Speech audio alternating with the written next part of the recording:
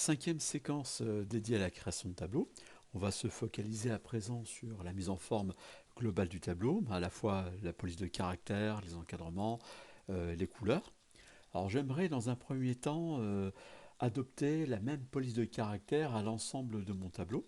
Donc pour cela, on va cliquer à l'intérieur, dans n'importe quelle cellule, et on va voir apparaître dans l'angle supérieur gauche une icône qui me permet, en cliquant une seule fois, de sélectionner toutes les cellules. Je vais aller dans l'onglet Accueil, et là, je vais appliquer une police de caractère dans la liste, la police Arial. Alors, petite astuce concernant la mise en forme, si vous rencontrez à nouveau des problèmes de taille, comme ici les cellules avec ABS, nous allons resélectionner les cellules contenant les différentes notes avec les mentions, et là je vais appliquer la police de caractère Arial Narrow. Alors cette police a la faculté d'être beaucoup plus étroite, ce qui est bien pratique quand vous avez des colonnes plutôt réduites. Pour les autres cellules, je vais appliquer une mise en forme simple. Je vais mettre du gras au niveau des entêtes, je vais positionner les prénoms en italique et les cellules seconde A, seconde B, je vais augmenter un petit peu le corps et mettre du gras. Voilà, de manière générale, ce que l'on peut faire au niveau de la police. Ça reste assez simple, c'est ce que l'on connaît déjà quand on manipule les formats de caractères. En ce qui concerne la trame de fond, bien, on va travailler par étapes. Je sélectionne les entêtes.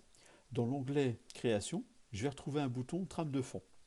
Avec ce bouton, je choisis une couleur d'après le thème défini. Par défaut, vous avez un thème qui correspond à ces différentes teintes. Mais rien ne vous empêche d'aller un petit peu plus loin dans Autre couleur et de présélectionner une couleur différente. Voilà, je vais prendre celle-ci, je vais valider. Je vais en faire de même pour les prénoms. Voilà, avec une couleur un tout petit peu plus différente. Et pareil pour la seconde A, seconde B. Voilà, je choisis une teinte de jaune que j'avais précédemment sélectionnée. Alors, ce qu'il faut savoir, c'est que toutes les couleurs que vous allez choisir dans Autre couleur vont rester mémorisées ici comme étant des couleurs utilisées récemment. Ce qui est bien pratique pour retrouver la même teinte. Voilà. Donc, en ce qui concerne les bordures, alors le tracé des bordures est déjà prévu par défaut. Néanmoins, vous pouvez le retoucher. Par exemple, dans l'angle de mon tableau, je vais effacer les bordures qui ne servent ici à rien. Et pour cela, je vais aller dans l'onglet Disposition et je vais utiliser une gomme. Donc, avec ce bouton, gomme, vous recliquez sur les différentes lignes tracées de façon à les gommer. Alors, il faut savoir que lorsque des cellules sont gommées, ça équivaut à réaliser de la fusion de cellules. Et toutes les cellules qui sont ici au pourtour, qui ont été gommées, vont rester existantes et on voit un tracé des cellules en pointillé. Le bouton Afficher quadrillage vient de s'activer pour montrer l'existence de cette cellule. Elle ne peut pas être supprimée, elle va rester, mais on ne verra pas son encadrement. Bien, pour reposer la gomme, je vais appuyer sur la touche Échappe. Bien, au niveau du tracé, maintenant, je vais faire le contour des cellules.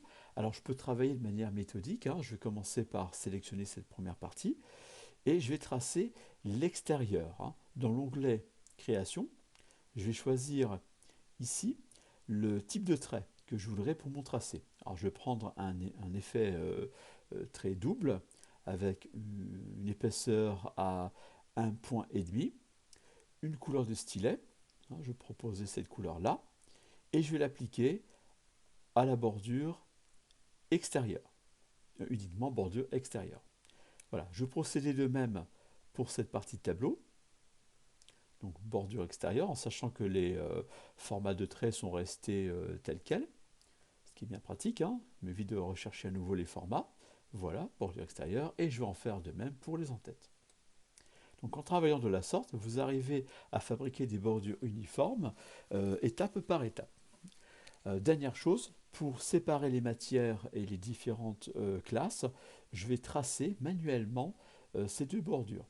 Je vais utiliser l'onglet Disposition, Dessiner un tableau. À partir de là, je retrouve un crayon et dans l'onglet Création, je vais choisir un type de trait différent. Je vais prendre par exemple un trait continu mais avec une épaisseur plus importante, une couleur différente, je vais prendre un rouge et je vais retracer les cellules intermédiaires. Voilà, en faisant attention d'aller d'un bout à l'autre du tableau. horizontalement, verticalement, et voilà le résultat final de mon tracé. Bien, pour retirer le stylo, je procédais comme pour la gomme, je vais appuyer sur la touche échappe. Alors, lorsque vous aurez besoin de colorier par exemple des cellules qui sont à différents endroits, comme les deux cellules ABS, on va triple-cliquer dans une cellule, en sachant que le triple-clic permet de sélectionner l'intégralité de la cellule. De même, pour arriver à sélectionner la deuxième cellule, je vais devoir maintenir la touche CTRL. Je maintiens CTRL et je vais effectuer également un triple clic dans la cellule. Donc, les deux cellules seront sélectionnées. Donc la première, touche CTRL, triple clic dans la deuxième, les voilà toutes les deux en sélection. Et dans l'onglet création, je vais appliquer une trame de fond un peu plus grisée pour bien marquer l'absence. Voilà. Donc nous avons terminé la création du tableau, la mise en forme générale. Et dans une dernière séquence, nous verrons quelques outils divers pour finaliser la mise en forme du tableau, la mise en page en conséquence. Voilà, donc à tout de suite.